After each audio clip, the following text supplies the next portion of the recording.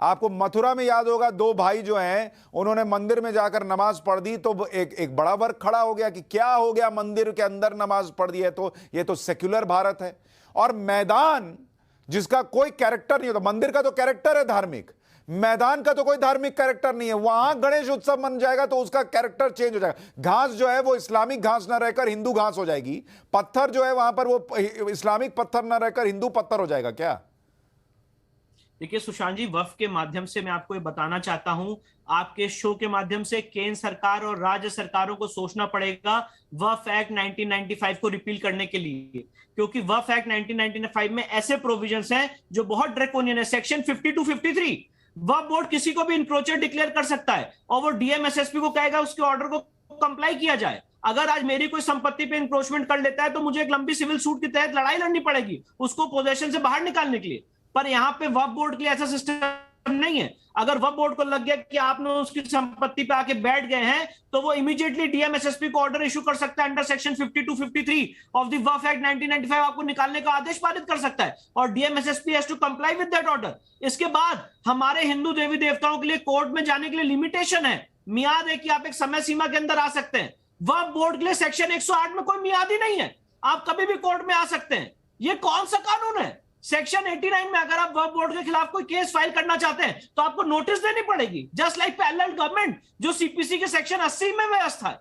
तो ये इतना ज्यादा ड्रैकोनियन कानून है। और सुशांत जी, मैं एक बात और बताना चाहता हूं, सेक्शन 4 और 5 वक्फ एक्ट, इसमें एक सर्वे होता है और आपको पता है उसमें क्या प्रोविजन है? जो वक्फ बोर्ड की प्रॉपर्टी का सर्वे होगा जो राज्य सरकार करेगी, उसका पैसा कौन वहन करेगा?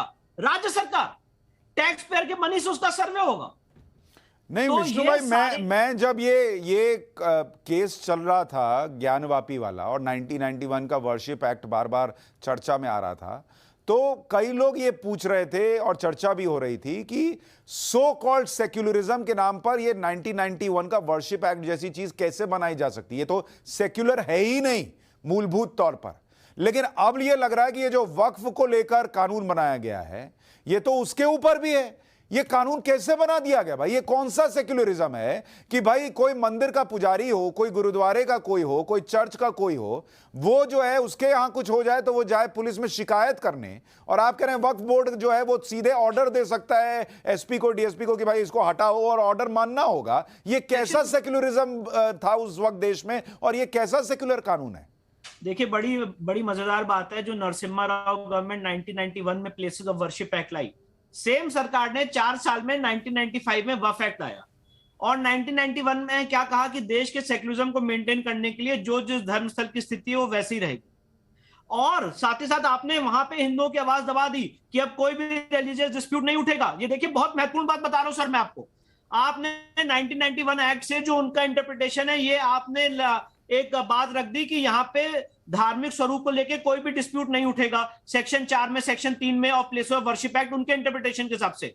और वहां पे देखिए उसी समय वक्फ एक्ट 1995 ला के सेक्शन 40 में आपने उनको ये पावर दे दी कि वो किसी भी संपत्ति को वक्फ संपत्ति घोषित कर सकते हैं। तो ये सेम सरकार इस 4 साल के अंतराल में कितना बड़ा डिफरेंस है, और ये डिफरेंस हमें जानने में समझने में इतने साल लग गए। और मुझे लगता है आज इस देश को जागना चाहिए।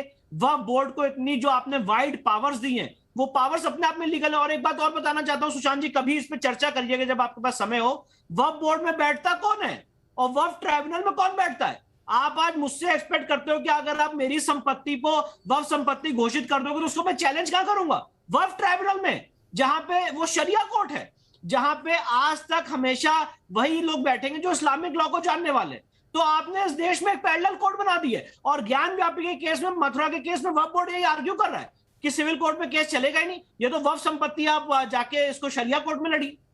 तो ये जो आपने सिविल कोर्ट की पावर्स ले ली, पहली बात तो हमारा ये, मैं सिर्फ उनका इंटरप्रिटेशन बता रहा हूं कि आपने ऐसा लॉ बनाया ही क्यों है जो एक ऐसी समस्या क्रिएट कर रहा है। वक्फ ट्राइब्यूनल, वक्फ बोर्ड, सेक्शन 40, सेक्शन 52 53 इंक्रोचमेंट का प्रोविजन, पब्लिक सर्वेंट का प्रोविजन सेक्शन 101 में, सेक्शन 108 में लिमिटेशन का प्रोविजन, ये सेक्शन 89 में नोटिस देने का प्रोविजन, ये तो आपने एक पैरेलल गवर्नमेंट क्रिएट कर दी है। और क्या मैं आपके चैनल के माध्यम से पूछना चाहता हूं, क्या ऐसी कोई व्यवस्था कोई मुझे इस देश का लीगल ल्यूमिनरी बताए? हो सकता है मैं एक्सट्रीमिस्ट हूं, हो सकता है मैं आपको कम्युनल लगूं, कोई मुझे लीगल नहीं बताया जो सेक्युलरिज्म को विश्वास करता है। क्या ऐसा कोई प्रोविजन हिंदू समाज के लिए, जैन समाज के लिए, बुद्ध समाज के लिए, क्रिश्चियन के लिए, पारसी के लिए है क्या?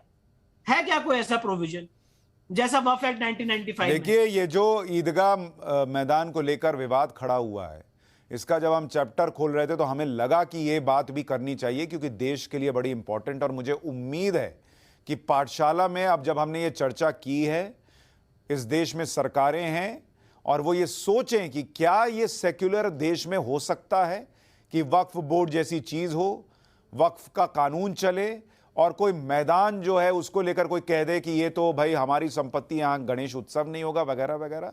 इस पर गंभीरता से आज चर्चा होनी चाहिए। विष्णु जी, बहुत बहुत आपका शुक्रिया, आपने इतने विस्तार से हमारे दर्शकों को इसके बारे में बताया और समझाया। धन्यवाद।